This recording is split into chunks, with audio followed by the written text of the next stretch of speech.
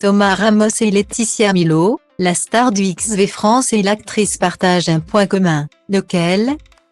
Si la France n'a plus son destin entre les mains pour remporter le tournoi Destination. Une victoire convaincante face au Pays de Galles est néanmoins attendue ce 18 mars pour clore en beauté une compétition dans laquelle elle a encore fait preuve de beaucoup d'assurance.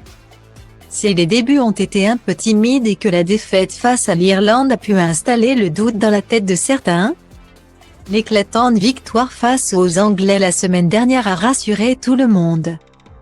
Un match éblouissant au cours duquel plusieurs hommes ont brillé, à commencer par l'arrière du XV de France. Thomas Ramos. Buteur prolifique et auteur du premier essai, le joueur du Stade Toulousain a brillé de mille feux à Londres, face aux supporters anglais. Un joueur qui a su s'installer en quelques mois comme une valeur sûre est l'un des nouveaux hommes de base du sélectionneur. Fabien Galtier.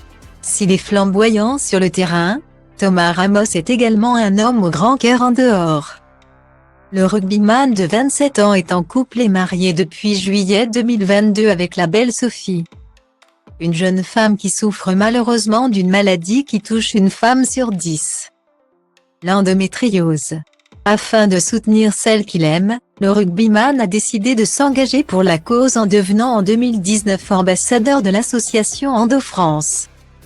Une association dont la marraine depuis 2014 n'est autre que Laetitia Milo. L'actrice de 42 ans partage donc ce point commun avec Thomas Ramos de soutenir pleinement cette association qui leur tient à cœur. Je savais que je n'avais pas toujours été là quand il le fallait.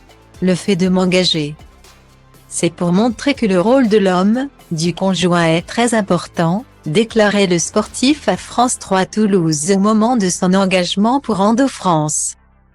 C'est en 2013 que Laetitia Milo a dévoilé être atteinte d'endométriose, environ un an après avoir été opérée. Une maladie qui attaque les organes reproducteurs des femmes et l'actrice ne pensait pas pouvoir avoir d'enfant après son opération. Mais elle a finalement pu accoucher de sa petite Liana en mai 2018.